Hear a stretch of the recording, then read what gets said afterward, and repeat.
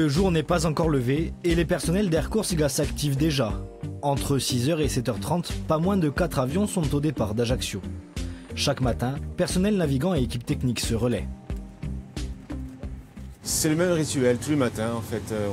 On arrive à l'avion 1 heure avant pour tout contrôler et vérifier que tout le matériel soit fonctionnel.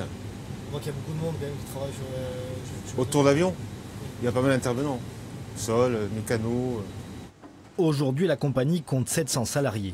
Laurent Guérini est pilote et chef du personnel navigant. Il a connu les débuts et il a évolué en même temps que la compagnie. Et ça a bien changé, oui.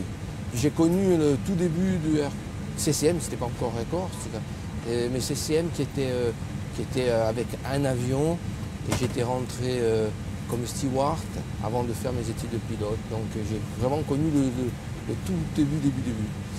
Et effectivement, maintenant on est une vraie compagnie aérienne. On était déjà, mais on a toute la dimension d'une compagnie européenne avec 12 avions, enfin maintenant 13.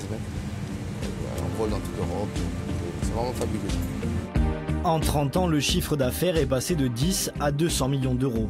Ce succès repose principalement sur la mission de service public de la compagnie, qui représente 90% des 2 millions de passagers qu'elle transporte. Air Corsica est l'opérateur exclusif sur les lignes de bord à bord entre la Corse, Marseille et Nice et partage avec Air France la desserte de Paris. Pour opérer sur ces lignes tout au long de l'année, Air Corsica reçoit une compensation d'environ 80 millions d'euros par an de l'enveloppe de continuité territoriale. Une aide indispensable pour compenser les coûts de fonctionnement, malgré un taux de remplissage important. Il y a des remplissages qui sont importants, mais si vous produisez à 100 et que votre recette est à 80, plus vous remplissez, plus vous perdez de l'argent. Donc, d'une certaine façon, plus vous produisez, plus ça va être déficitaire. Donc, il faut avoir une compensation pour ça. Le remplissage est une chose, le chiffre d'affaires est déterminant. Et le montant de la compensation est rediscuté dans le cadre des nouvelles obligations de service public, définies par l'Assemblée de Corse, qui prévoit en 2020 une baisse du tarif résident, de 145 à 189 euros sur Paris, 140 à 99 euros sur le bord à bord. La majorité territoriale actuelle a décidé de la baisse des tarifs des transports. Je crois que ça aussi c'était une évolution nécessaire, une obligation. Donc si la délégation nous est attribuée, nous ferons ce qu'il faut et nous nous sommes préparés de toute façon à Air Corsica aux enjeux. Bâtie pour le service public, la compagnie entend aller au-delà en multipliant les offres sur des lignes nationales et même internationales.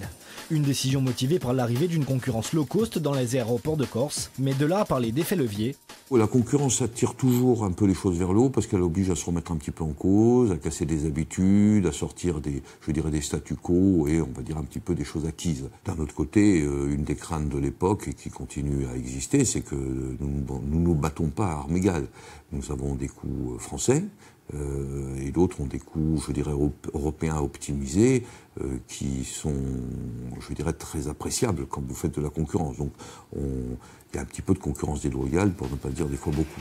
Ces dernières années, l'entreprise affiche des résultats financiers positifs. Une réussite qui demeure fragile, car son modèle social est celui d'une compagnie publique.